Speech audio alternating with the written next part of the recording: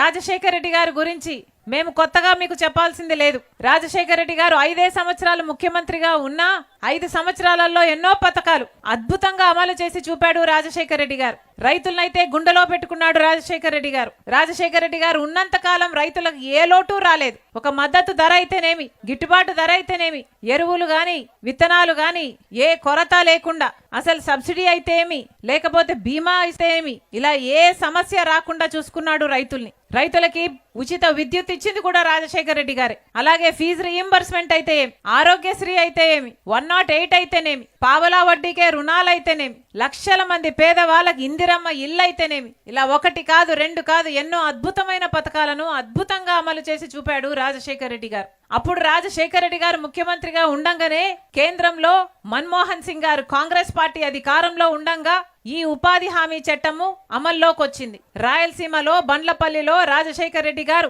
ఆ రోజు ప్రధానమంత్రి గారితో, సోనియా గాంధీ గారితో ఈ పథకానికి నాంది పలికారు. ఆ రోజు నుంచి మొదలైంది. అంటే 20 సంవత్సరాలుగా ఉపాధి హామీ పని మన దేశంలో అమలవుతుంది. ఆ రోజు నుంచి అమలవుతున్న ఈ పథకము కాంగ్రెస్ పార్టీ ఉన్నంత కాలము బ్రహ్మాండంగా జరిగింది. మరి ముఖ్యంగా రాజశేఖర రెడ్డి గారు ముఖ్యమంత్రిగా ఉన్న రోజుల్లో అయితే 1,10,000 జాబ్ కార్డులున్నాయి. అంటే కుటుంబానికి 2 పనికి వెళ్ళినా 1,10,00,000 జాబ్ కార్డులున్నాయి. కుటుంబానికి 2 పనికి వెళ్ళినా 2,25,00,000 మంది ఉపాధి హామీ పనికి వెళ్లే వాళ్ళు ఆ రోజుల్లో రాజశేఖర రెడ్డి గారు ముఖ్యమంత్రి ఉండంగా ఉపాధి హామీ పథకానికి ఆటో ఛార్జీలు కూడా ఇచ్చేవాళ్ళు, మజ్జిగ ఇచ్చేవాళ్ళు. మొన్న ఒక అక్క చెప్తుంది, ఒక ఊర్లో అమ్మ రస్నా కూడా ఇచ్చేవాళ్ళట.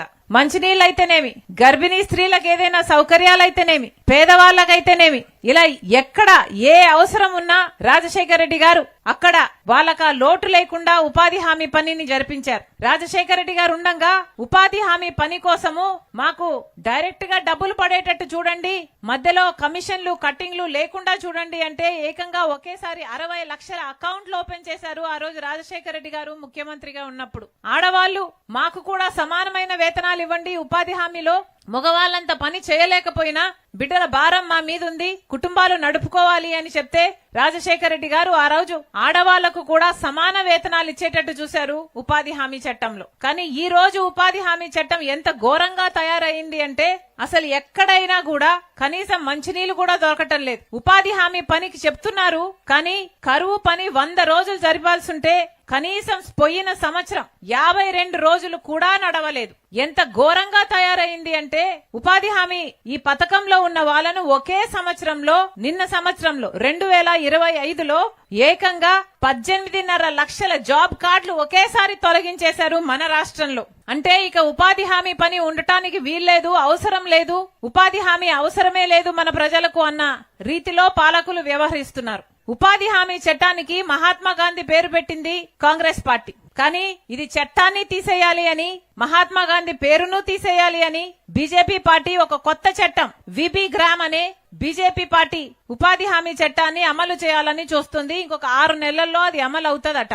ఇది వరకు ఉపాధి హామీ చట్టం, కాంగ్రెస్ పార్టీ తెచ్చిన ఉపాధి హామీ చట్టంలో 100 రోజుల పాటు ఎవరైనా గ్రామస్తులు మాకు పని కావాలి అని అడిగితే గ్రామంలో పని కల్పించాలి, చేసిన పనికి 15 రోజుల్లో వేతనాలు ఇవ్వాలి అన్నది చట్టం. ఇది వరకు గ్రామంలో ఏదైనా పనులు అవసరమైతే ఉపాధి హామీ పని దానికి వాడుకునేవాళ్ళు. అంటే గ్రామాలలో గ్రామ సభలు పెట్టి గ్రామ పంచాయతీలో ఆ ఊరికి రోడ్డు కావాలనా, లేక బావి కావాలనా, పూడిక తీయాలనా, లేక గట్టు వేయాలనా, చైన్లో పని చేయాలనా అన్నది ఏ అవసరం ఉంది ఆ గ్రామానికి అని చూసి ఆ గ్రామానికి కావాల్సిన పనులు ఉపాధి హామీ చట్టంలో అమలు చేసేవాళ్ళు. దానికోసమని గ్రామస్తులు వెళ్లి పని చేసేవాళ్ళు.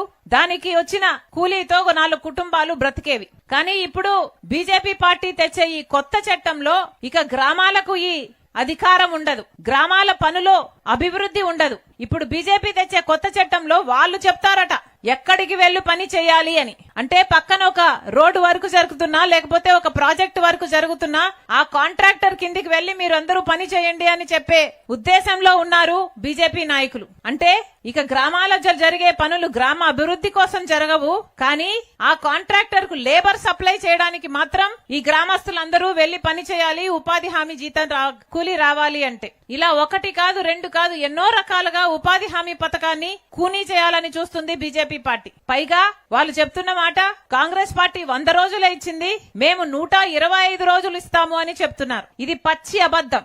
100 రోజులని చెప్తున్నా కూడా ఎక్కడే గాని 100 రోజులు పని ఇచ్చిన పాపాన పోలేదు. పోయిన సంవత్సరం చూసుకున్నా కేవలం 52 రోజులు మాత్రమే పని ఇచ్చారు. కేవలం 52 రోజులు ఉపాధి హామీ పని ఇచ్చిన వాళ్ళు మేము 125 రోజులు పని ఇస్తాము అంటే నమ్మడానికి మీరు గొర్రెలా పిచ్చివాళ్ళ? ఆలోచన చేసుకోవాలి. 100 రోజులు కూడా పని ఇవ్వలేదు, 125 రోజులు పని ఇస్తాము అని చెప్తున్నారు కొత్త చట్టంలో. ఇది ఎవ్వరూ నమ్మొద్దండి, ఇది పచ్చి అబద్ధం. 125 రోజులు అన్నది పచ్చి బూటకం, పచ్చి మోసం.